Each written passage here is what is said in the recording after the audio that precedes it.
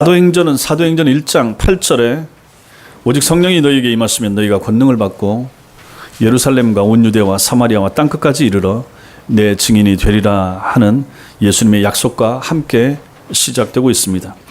그 약속대로 오순절에 모여서 기도하던 제자들에게 성령이 임하시고 성령을 받은 그들로 인해서 복음이 힘있게 전파되었습니다.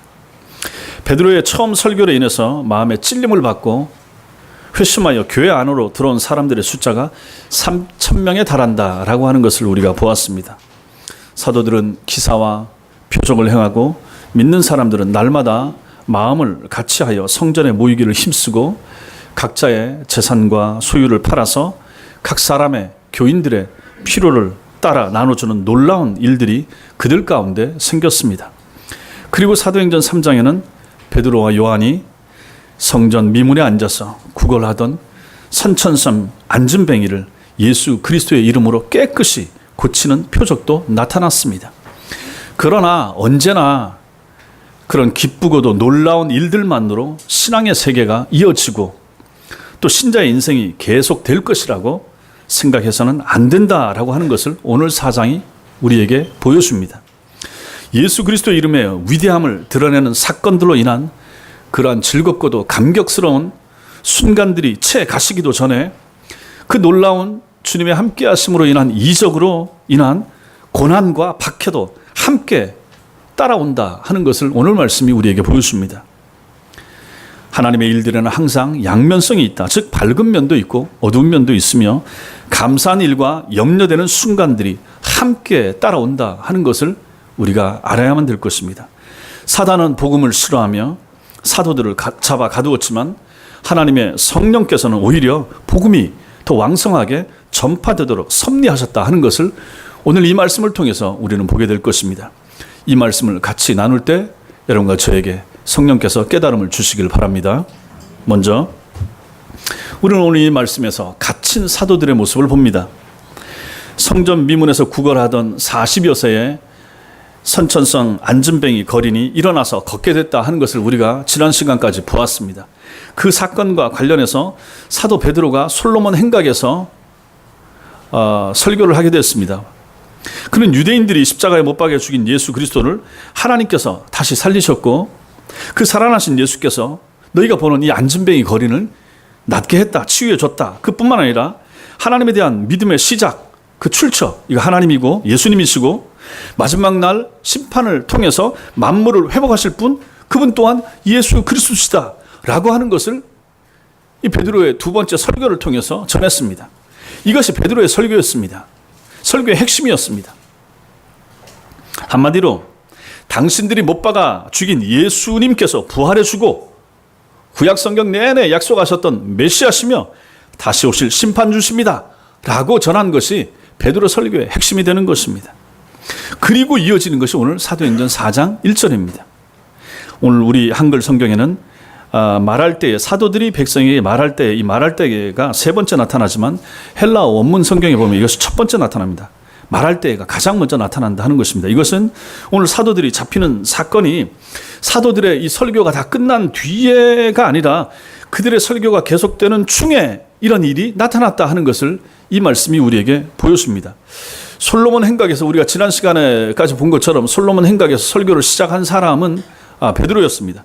베드로가 설교를 시작했는데 오늘 본문에 보면 사도들이 백성에게 말할 때라고 이렇게 기록하고 있는 것을 보면 아마 베드로 다음에 요한도 또 설교했다라고 볼 수 있습니다. 이렇게 이제 요한이 설교하고 있는 중간에 사람들이 들이닥쳤다 하는 거죠. 이렇게 사도들의 설교가 이어지는 도중에 갑자기 제사장들과 또 성전 맡은 자 그리고 사두개인들이 솔로몬 행각에 나타난 것입니다. 이것은 달리 말하면 이 제사장 일당들이 이미 들이닥쳐서 그들 가까이에 온 상태인데도 불구하고 이 사도들은 설교를 계속하고 있었다. 설교를 멈추지 않았다. 이런 말이 되는 것입니다. 여러분 생각해 보십시오.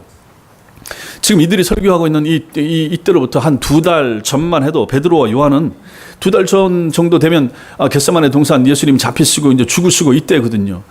이때만 해도 겟세마네 동산으로 예수님을 체포하러 왔던 제사장 무리들과 이 또 로마 군인들 이 사람들이 두려워해서 다 도망갔습니다. 예수님 옆에 아무도 남아있지 않고 다 도망갔습니다. 예수님 십자가에 달리실 때도 다 도망가고 겨우 요한 정도, 그리고 여인 몇이 십자가 아래 있었을 뿐입니다. 이렇게 비겁했던 사람들입니다. 그런 전력이 있던 사람들입니다. 베드로도 마찬가지고 예수님을 3번이나 부인했던 사람, 연약한 사람 아닙니까? 그런데 그들이 이제는 얼마나 담대해졌는가 하는 것을 여기서 보게 되는 거죠. 이제는 제사장 무리들이 자신들을 잡으러 왔음에도 불구하고 전혀 동요하지 않고 하던 설교를 계속하고 있다 하는 것입니다. 이것은 성령의 권능이 사람을 얼마나 크게 놀랍게 바꿀 수 있는가 하는 것을 아주 단적으로 보여주는 예가 되는 것입니다. 성령의 은혜를 받기 전과 성령의 은혜를 받은 후에 삶이 이토록 달라지는 것입니다.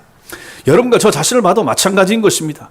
예수 그리스도의 은혜를 체험하고 새 사람이 되면 그 사람 달라집니다. 옛생활을 끊습니다. 버릴 걸 버립니다. 옛날에 좋아했던 거 내려놓습니다. 그리고 주님이 좋아하시는 거, 성경에서 명령하시는 거, 교회에서 가르치는 거, 그거 따라 살라고 애를 씁니다. 이것이 회심한 사람의 모습이 되는 것이죠. 오늘 이 베드로와 요한의 모습이 바로 이랬다 하는 것입니다. 성령을 체험하면 사람이 달라집니다. 질적으로 완연하게 달라지는 것입니다. 성령의 은혜를 덧입으면 능력 있는 일꾼이 되는 것입니다. 성령의 권능을 덧입으면 세상을 두려워하지 않게 되고 오히려 세상이 그 사람들을 두려워하게 되는 것입니다. 여러분과 저는 어떻습니까? 세상이 우리를 두려워합니까? 불신자들이 우리에 대한 평가가 어떻습니까? 우리가 참 신자인 것을 그들이 압니까? 우리가 참으로 하나님을 경외하는 사람들이기 때문에 그들이 우리를 좀 어려워합니까? 만약 그런 게 없다 그러면 우리는 많이 고쳐야 됩니다. 우리는 변화돼야 됩니다. 갇힌 사도들의 모습을 우리는 먼저 봅니다. 두 번째로는 그럼 이렇게 사도들을 잡으러 몰려온 이 사람들은 도대체 누군가? 이 사도들을 잡아 가둔 사람, 이 사람들은 누군가 하는 것입니다. 세 종류의 사람들이 나타납니다. 먼저 제사장들입니다. 제사장들은 우리가 많이 배우고 들었던 것처럼 성전에서 행해지는 모든 종교의식을 주관하는 사람들로서 하나님의 선민이라 불리기를 좋아하는 이스라엘 백성들의 명실상부한 지도자들이었습니다. 영적인 지도자들. 오늘날 같으면 교회 목사, 장로들 이런 사람들이 여기에 해당되는 거죠. 제사장들의 최고 우두머리 누굽니까? 대제사장입니다. 대제사장은 한 명밖에 없습니다. 근데 당시의 대제사장은 6절에 기록된 것처럼 안나스와 가야바 둘이 나타납니다. 유대인들을 선동해서 예수님을 십자가에 못 박아 죽이도록 빌라도 총독에게 압력을 가했던 바로 그 안나스, 그리고 그 사람의 사위 가야바, 이 두 사람입니다. 로마 제국으로부터 퇴진 압력을 받은 안나스가 자신의 사위인 가야바에게 대제사장직을 형식적으로 물려준 뒤에 실제로는 뒤에서 그가 자기 사위를 조종하고 있었던 것입니다. 그래서 원래 대제사장은 한 사람이어야 되는데 여기는 지금 두 사람이 나타나고 있는 것입니다. 두 번째로는 우리말에 성전 맡은 자로 번역되고 있는 스트라테고스라고 하는 이 성전 맡은 자, 성전의 경비대장입니다. 경비의 총 책임자입니다. 로마의 역사가 요세푸스가 그의 책 유대 전쟁사에서 이 스트라테고스는 대제사장에 이어서 유대교의 서열 제2위의 높은 직책이라 이렇게 밝히고 있습니다. 그럼 이 사람 굉장히 높은 사람입니다. 한 사람. 마지막으로 유대교의 한 종파를 이루면서 당시에 정치적이고도 경제적인 실제 권한을 장악하고 있었던 집단이 있는데 이 사람들이 바로 사두개인들입니다. 사두개인. 우리가 잘 아는 바리새인과 더불어 사두개인. 이 사람들은 지배자인 로마 제국과 긴밀한 관계를 유지하면서 자신들이 장악했던 권력과 부, 그리고 기득권을 지키기 위해서 수단과 방법을 가리지 않았던 무리들, 그 사람들이 바로 사두개인들입니다. 그 결과 이 사람들은 유대 사회 각계각층의 상위의 높은 고위직을 거의 독차지하다시피 하고 있었던 사람들이 사두개인들입니다. 대제사장 안나스와 여기 가야바, 이 사람들 사두개인 출신들입니다. 그리고 대부분의 제사장들 사두개인 출신들입니다.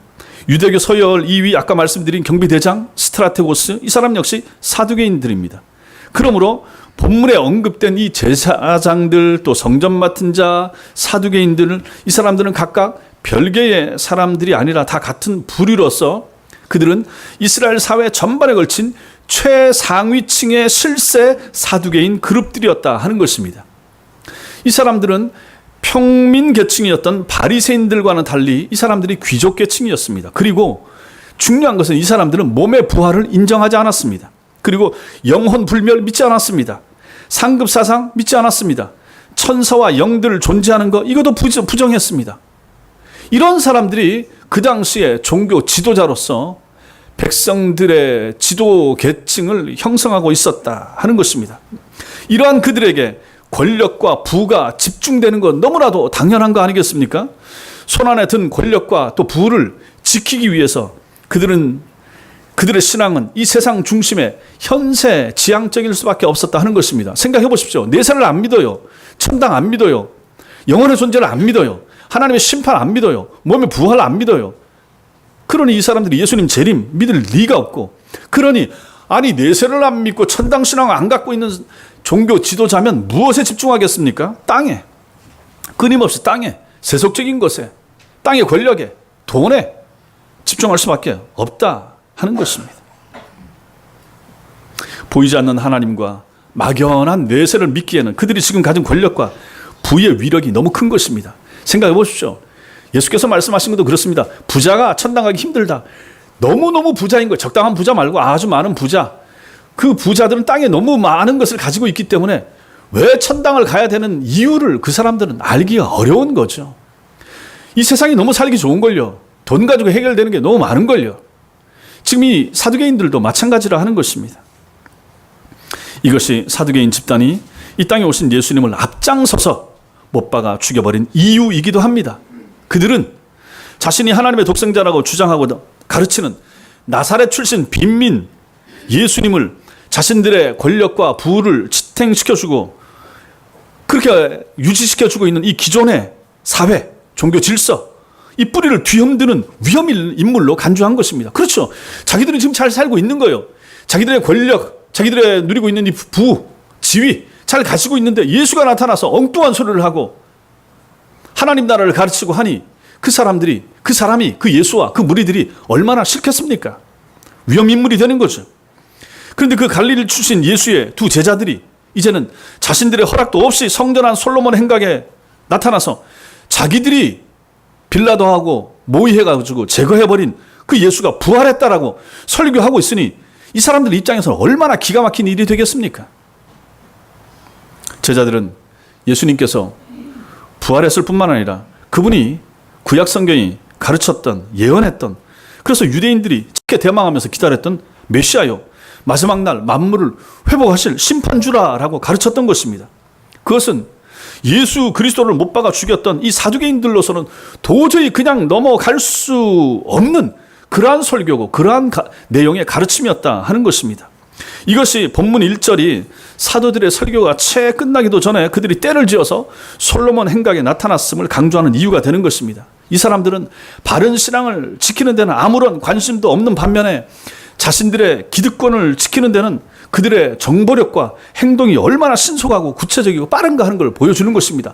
베드로라고 하는 저 어설픈 인간이 솔로몬 행각에 서가지고 자기 스승 우리가 죽여버린 그 스승 예수를 전하고 그 스승이 다시 살아났다 그러고 이런 얼토당토 않는 말을 전하고 있습니다 하는 얘기를 금세 듣고 나서 후다닥 사람들 모아가지고 그 설교하고 있는 베드로와 요한을 잡으러 지금 이 솔로몬 행각에 나타나고 있다 하는 것입니다.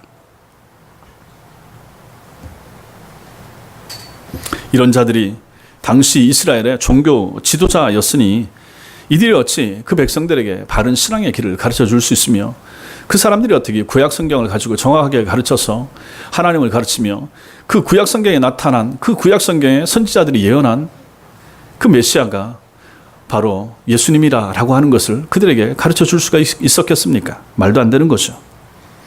오늘날에도 부패한 종교의 이면에는 항상 돈과 권력이 짝하고 있는 것을 우리는 신문, 지상을 통해서 어렵지 않게 볼 수 있습니다. 우리 기독교뿐만 아니라 불교도 마찬가지고 모든 부패한 종교는 항상 그 교권이라고 하죠. 교회 안에서의 권력, 불교 안에서의 권력, 또 거기서 받아 누리는 재물들, 이것이 항상 같이 따라간다 하는 것을 보게 되는 것입니다. 이런 면에서는 기독교도 예외가 아닌 거죠. 천국을 가르치고 하늘 상급을 위해서 보물을 쌓으라고 말은 하지만은 그렇게 자기는 말을 하면서 교권을 추구하고 돈을 좋아한다면 이미 그는 신실하고 경건한 주님의 제자가 아닌 것이며 그 사람에게서 배우는 사람들도 거의 그와 유사한 신앙의 길을 걸을 것은 불을 보듯 뻔하다 하는 것입니다. 교회 안에 있는 사꾼 목자들에게 우리의 영혼을 맡기는 어리석음을 범하지 말아야 할 것입니다. 성도들에게 있어서는 사꾼과 참 목자를 구분할 수 있는 분별력이 그래서 필요한 시대가 된 것입니다. 세 번째로, 그럼 이 사두개인 무리들이, 이 일당들이 베드로와 요한을 가둔 이유가 무엇인가? 본문 2절은 사두개인들이 베드로와 요한을 체포한 이유를 알려줍니다. 2절 같이 읽겠습니다. 2절 시작. 예수 안에, 여기 싫어하다라고 하는 동사, 이거 그냥 적당하게 싫어하는 것이 아니고 아주 치를 떨면서 몸부림치면서 화가 너무너무 나서 어찌할 바를 몰라 하면서 분노하면서 싫어하는 정도, 이게 바로 싫어하는 것입니다. 적당하게 싫은 것이 아닙니다. 좀 전에 제가 배경 설명 말씀드렸죠. 사두개인들은 예수님과 예수의 제자들 싫어할 수밖에 없습니다. 본인들이 추구하는 거하고 완전히 반대거든요. 그 사람들이 흥하게 되면 자기들이 망하게 되거든요. 그러니 싫어할 수밖에 없는 거죠. 이 사악한 사두개인 무리들이 사도들을 잡아 가둔 일이 이성적이거나 합법적이기보다는 감정적이고 집단 이기주의적인 차원에서 이루어졌다 하는 것을 이 싫어하여라고 하는 단어가 우리에게 잘 보여줍니다. 이들이 싫어한 것은 정확하게 따지면 두 가지입니다. 두 가지를 싫어했습니다. 하나는 사도들이 백성들을 가르치는 행위 그 자체를 싫어했고, 또 하나는 그 가르침의 내용이 예수님의 부활과 연관되어 있다 하는 것 때문에 싫어했던 것입니다. 먼저 성전에서 사람들에게 가르치는 일은 제사장들이 인정하는 랍비와 같은 종교 지도자들의 고유 권한에 속한 일이었습니다. 따라서 그들은 사도들이 성전에서 가르치는 행위가 사두개인 자신들이 가르친 고유 권한을 침범하는 것으로 혹은 도전하는 것으로 그렇게 받아들인 거죠. 그러므로 분노하는 거죠. 저것들이 뭔데 우리 허락도 없이 가르쳐? 모든 성전 안에서 가르치는 책임은, 권한은 우리들에게, 사두개인들에게 있는데 저것들이 뭔데 감히 사람들을 모아놓고 가르쳐? 가만둬서 안 된다. 이런 생각이 들었던 거죠. 다음으로는 사도들이 가르친 내용이 더 큰 문제입니다. 그들은 예수님이 살아서 복음을 전하실 때 자신이 메시아요 유대인의 왕이라고 하자, 또 자신이 하나님의 아들이다, 내가 곧 하나님이다, 이렇게 가지고 말씀하시니까 말도 안 되는 거예요. 신성모독죄로 그것을 가지고 고소하고 결국은 그분을 죽이게 만들었던 것입니다. 그런데 이제 그의 제자들이 자기들이 죽여버린 그 예수를 다시 살아났다라고 하고 그분이 진정한 메시아라고 전하며, 그런 예수님을 죽인 사람들은 오히려 죄인들이라, 그 사람들이 나쁜 사람들이라, 이렇게 이제 말을 하고 전하니까 이제는 오히려 그 사도들이 죽이도록 미워졌던 것입니다. 그리고 사도들의 부활 증거, 사도들이 예수님의 부활을 전했죠. 이 사도들의 부활 증거는 부활을 믿지 않는 이 사도개인들에게 있어서는 정말로 큰 위협이 될 수밖에 없었다 하는 것입니다. 사도들이 전한 부활 진리는 우리 기독교 구원 교리의 핵심입니다. 예수 부활, 이것이 모든 기독교를 떠받치고 있는 근간이 되는데, 이 부활을 저 사람들은 부인하는데 이 부활을 예수 제자들이 전하니 사두개인들 입장에서는 이 사람들을 가만 내버려 두면 안 된다 하는 생각은 분명한 거죠. 주께서 부활하셨다라고 하는 것은 결국은 예수님은 사람이 아니라 하는 말이고 예수님은 하나님이시라라는 가르침이 되는 것이며, 예수만이 참된 구세주시라라고 하는 확실한 증거이기도 한 것입니다. 그러니 이 사실을 전하는 사도들을 사단이, 그리고 사단이 뒤에서 조종하는 사두개인들이 싫어하는 것은 얼마나 당연했겠는가 하는 것입니다. 이런 주님의 대적자들은 예수님만 십자가에 못 박아 죽이면 그것으로 복음의 확산이 멈추고 그 예수를 추종하던 무리들이 사라질 것으로 생각을 했지만, 하나님께서는 유대인들의 이 음모를 오히려 주님의 부활과 성령의 강림이라고 하는 구속사의 대사건으로 바꾸셔서 복음이 더욱 확산되게 되게 만드셨다 하는 것입니다. 사단이 싫어하는 일은 하나님이 좋아하시는 일입니다. 사단이 방해하는 일은 하나님이 크게 영광 받으시는 순간이라 하는 것을 우리가 알 필요가 있습니다. 하나님이 기뻐하시는 일에 여러분과 저도 열심을 내셔야 되고, 하나님이 원하시는 일에 충성하는 여러분과 제가 될 수 있게 되길 바랍니다. 마지막으로 갇히지 않는 복음, 가둘 수 없는 복음에 대해서 우리가 생각해 볼 필요가 있습니다. 3절 말씀을 보면 사두개인 무리들은 사도들을 즉석에서 붙잡았습니다. 그들의 직성대로라고 하면 당장 재판을 열어서 베드로와 요한을 매질하고 아주 주리를 틀고 싶었을 것입니다. 그러나 이때는 이미 날이 저물었을 때입니다. 그래서 어쩔 수 없이 사도들을 감옥에 가두었습니다. 이 사람들의 관습법에 보면 해가 저문 뒤에는 사람의 생명과 관련된 재판을 할 수가 없다 하는 것이 관습법으로 내려오고 있었습니다. 그러므로 이미 해가 진 다음이라 이 사람들을 잡아다가 어찌하지는 못하고 내일 아침에 해가 뜨면 재판을 해서 이 사람들의 죄를 물을 생각을 하고 그 밤에는 감옥에 가둔 것입니다. 사두개인들은 경비병들을 시켜서 사도들을 잡은 것이 아니라 자신들의 손으로 직접 잡았습니다. 자신들의 소문으로 얼마나 화가 났겠습니까? 얼마나 분노에 찼겠습니까? 저것들이 뭔데 저 자리에서 사람들을 선동하고, 저것들이 뭔데 예수를 살아났다고 하고 예수가 메시아라고 하고 말도 안 되는 소리를 전하는가 해서 남을 시켜서 저들을 잡아라 할 필요도 없이 그 사두개인 무리들이 가서 뒷덜미를 잡은 거죠. 팔을 붙잡고 꽉 잡은 거죠. 그 무서운 손들이 한데 모여서 두 사도들을 붙잡아 버린 것입니다. 그 손들에 잡힌 베드로와 요한은 권력과 부와는 거리가 멀어도 한참 먼 사람들 아닙니까? 갈릴리 출신 빈민들, 하층민들 아닙니까? 그렇다면 사두개인 집단의 귀에 거슬리는 소리를 하다가 그들의 무자비한 손들에 사로잡힌 베드로와 요한의 삶은 이제 여기서 끝장난 것이나 마찬가지입니다. 잡혔으니 끝난 거죠. 이 사두개인 무리들이 붙잡았으니 이 사람들이 일을 어떻게 할지 우리는 뻔히 아는 것입니다. 그들에게 사로잡힌 이상 베드로와 요한이 솔로몬 행각에서 그토록 소리쳐서 전했던 복음은 이제 모두 허사로 돌아가 버릴 가능성이 컸다 하는 것입니다. 이제 더 이상 이 사람들은 복음을 전할 수도 없으며 이제 이 사람들은 더 이상 예수에 대한 바른 말을 전할 수도 없게 되고 이제 두 사람 잡아 넣으면 다른 제자들은 기가 죽어서 도망치든지 더 이상 복음을 전할 생각을 하지 못할 것이 뻔하지 않습니까? 그런데 오늘 성경 4절 말씀은 우리가 생각하는 것과 다르다 하는 것을 보여줍니다. 4절 같이 읽겠습니다. 시작. 말씀을 들은 사람 중에 믿는 자가 많으니 남자의 수가 약 5천이나 되었더라. 말씀을 들은 사람 중에 믿는 자가 많으니 남자의 수가 약 5천이나 되었더라. 베드로와 요한은 설교를 다 마친 후에, 즉 솔로몬 행각에 모여있던 유대인들이 모두 집으로 돌아간 뒤에 붙잡힌 것이 아니었습니다.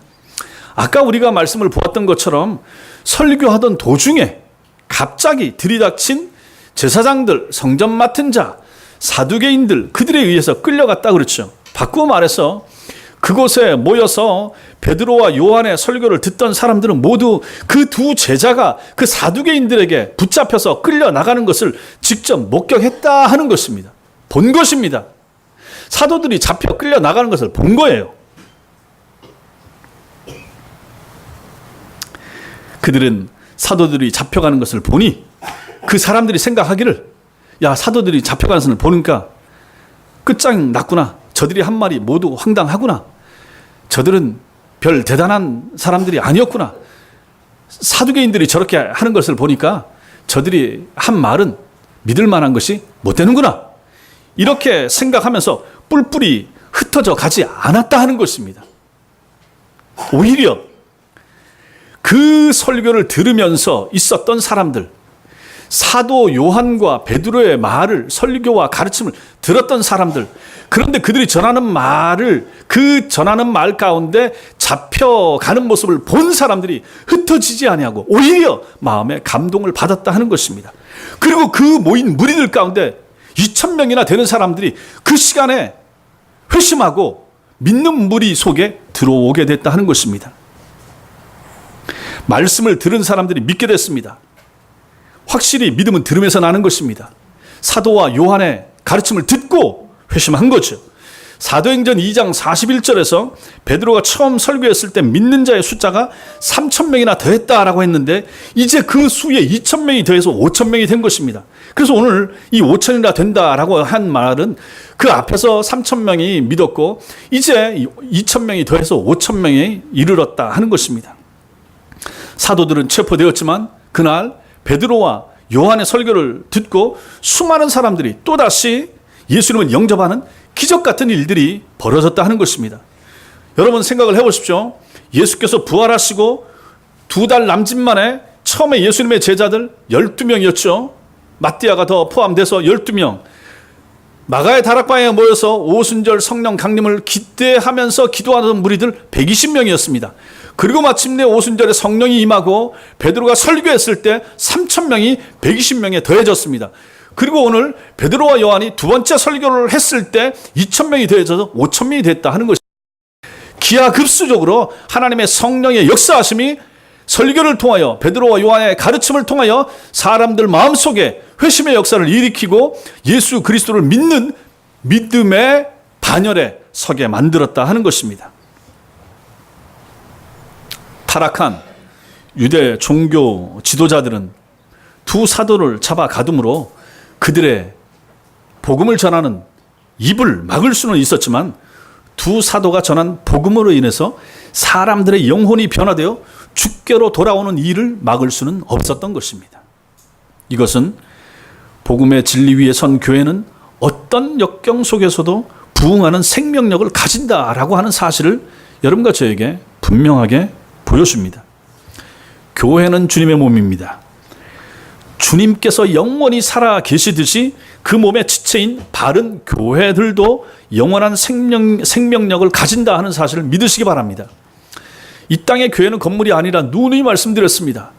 교회 건물은 무너질 수 있습니다. 교회 건물은 없어질 수 있습니다.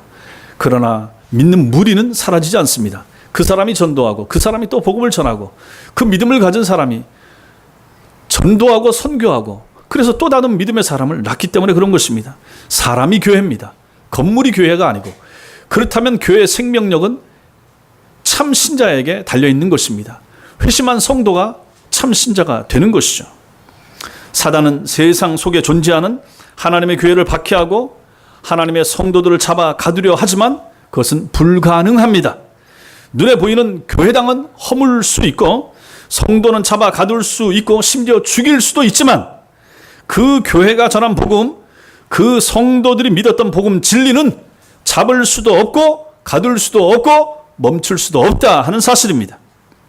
우리 시대의 사단의 역사로 인한 외부적인 핍박은 초대교회 때처럼 노골적이거나 심하지 않습니다. 물론 저 시리아나 저런 어려운 땅, 우리 북한도 마찬가지고 중국도 마찬가지고 기독교를 박해하는 땅에서는 그때만큼 어렵다라고 볼 수 있지만 여러분과 제가 살고 있는 웬만한 이 자유주의 국가들에게서는 그때처럼 초대교회 때처럼 노골적이나 심한 박해가 지금까지는 없다. 앞으로는 또 어떻게 될지 모르지만 대신 사단은 이 시대에 복음의 변질을 통한 교회의 해체와 약화를 시도하고 있습니다. 교회의 해체와 약화, 복음의 변질을 통하여 교회는 다니게 하지만 부활신앙은 부인하게 만듭니다. 교회 안에 각종 모임은 갖도록 하지만 심판과 상급신앙과 재림신앙은 의심하게 만듭니다. 이러한 사단의 계략으로부터 우리 자신의 신앙과 우리 가족들의 신앙 그리고 우리 후손들의 신앙을 지켜낼 수 있어야 될 것입니다. 지난주 중에 제가 우리 교단 인터넷 신문 하나 있습니다. 거기에 글을 하나 남겼습니다. 그 글을 남긴 것은 제가 지난주 토요일 날 국민일보 광고를 보니까 거기에 우리 교단 목사 두 사람이 그 판교 쪽에 있죠. 거기 우리들 교회라고 있습니다. 그 여자 목사가 목회합니다. 그 교회에서 주최하는 포럼에 참여하더라고요. 우리 교단의 지도자 되는 사람 두 사람이. 그래서 이제 그것에 대해서 제가 이거 옳지 못하다라고 글을 하나 썼습니다. 글을 써서 올렸는데 지워졌더라고요. 그래서 그냥 말았습니다. 그 글의 그 편집인하고 편집장이 다 거기에 참여하는 거죠. 그 사람들은 우리 고신 교단의 어떤 여론을 주도할 수 있고 할 수 있는 사람들입니다. 근데 그들이 거기에 참여한 거죠. 그래서 뭐냐면 우리 교단은 여성 안수를 인정하지 않습니다. 여자 목사 인정하지 않습니다. 우리와 자매 관계를 맺고 있는 화란 네덜란드의 개혁교회가 있습니다. 그 교회가 2년 전인가 여성 안수를 인정했습니다. 그것 때문에 많이 시끄럽습니다. 우리 교단도 술렁술렁하고. 그래서 저들과의 관계를 끊어야 되느냐. 그 교단이 우리 교단을 많이 도와줬거든요. 예전부터 한 40년 정도 자매 결혼 맺고 신학도 아주 바르고 좋았습니다. 근데 거기가 변질한 것입니다. 그래서 여성 안수를 인정하게 된 거죠. 그래서 지금 우리 교단에서 이번 총회 9월 총회에서 그 교단을 향하여 여성 안수 제고해달라라고 요청을 보냈습니다. 그리고 나서 우리 교단과 그 교단에 속해 있는 개혁주의 모임이 있습니다. 교단 모임. ICRC인가. 그 모임 총회가 2021년인데 그때까지 한번 기다려보기로 했습니다. 그때까지 이 사람들이 그걸 고치고 여성 안수 철회하고 돌아오면 괜찮지만 아니면 어떤 조치를 취해야 될 것입니다. 자, 우리 교단이 이런 교단입니다. 그런데 우리 교단에 속해 있는 여론을 주도하는 목사 몇몇이 그런 모임에 그 여자 목사가 주도하는 그 모임에 참여해서 발제하고 축사도 하고 제 입장에서 말이 안 된다 생각했습니다. 다른 교단에서 하는 것 신경 쓸 필요가 없죠. 그런데 우리 교단과 제가 아는 그러한 목사들이 거기 참여한다. 그래서 글을 썼는데 지워진 것입니다. 저는 이것을 가지고 우리 고신도 점점 이제 색깔이 변해간다, 변질된다라고 보는 것입니다. 점점 약화되는 거죠. 동성애 문제 점점 인정하는 교단들이 하나둘 생기고 있죠. 언제 이것이 확산될지 이제 모른다 하는 것입니다. 영적인 면에서, 신앙적인 면에서 우리가 2000년 동안 유지해왔던 것은 우리 지켜야 된다 하는 것이죠. 여자들이 열등해서 목사 안수 안 주는 것이 아닙니다. 질서 때문에 그런 것이다. 하나님의 질서 차원에서 하는 거죠. 오히려 남자들보다 제가 봤을 때 우수하고 낫고 교회에서도 충성하고 헌신 많이 하고 그분들 때문에 한국교회가 이만큼 섰습니다. 남자 성도들보다도요. 그럼에도 불구하고 교회 질서상 여자의 장로와 목사 안수는 안 된다라고 하는 것이 건전한 교리 2000년 교리사에 있어서 우리가 가지고 왔던 우리 개혁주의 진앙의 신앙이었다 하는 것입니다. 근데 이것이 허물어진 거죠. 최근에 와서 여성 안수가 이제 다른 교단들 점점 퍼지고 점점 많이 늘고 있는데 그럼에도 불구하고 우리는 이 가치를 지켜야 된다 하는 것입니다. 이렇게 저는 이것을 사단의 계략으로 본다 하는 것이죠. 그렇다고 그런 교단이 다 잘못됐고 구원이 없다라고 말하는 것은 절대 아닙니다. 우리가 지켜야 될 이 성경적인 가치, 바른 신앙, 바른 교리, 이것은 그만큼 중요하다 하는 것입니다. 사랑하는 성도 여러분, 부활을 부인하고 영생 천국과 하나님의 심판을 부인하던 사두개인 무리들에게 베드로와 요한이 사로잡혀 감옥에 갇혔습니다. 예수의 제자요, 부활 복음을 전했다는 이유만으로 갇힌 것입니다. 복음을 위하여 헌신하고 진리를 위하여 애를 썼는데 결과는 사로잡히는 것이었습니다. 여러분과 저 우리 신앙생활에도 이와 같은 일들은 얼마든지 생길 수 있습니다. 하나님이 도우시니까 항상 내가 원하는 대로 일이 풀리고 내 생각대로 선한 결과만이 있을 것으로 착각하지 말으셔야 됩니다.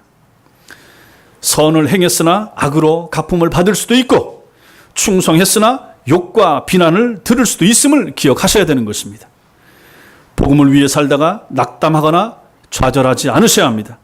항상 불꽃 같은 눈으로 우리를 살피시는 하나님이 우리에게 가장 좋은 것으로 갚아주신다 하는 믿음을 가지고 사시는 것이 필요합니다. 오늘 사도들은 감옥에 갇혔으나 그들이 전한 복음을 듣고 하루에 2000명이나 되는 사람들이 예수 그리스도의 제자가 된 것을 여러분 기억하십시오.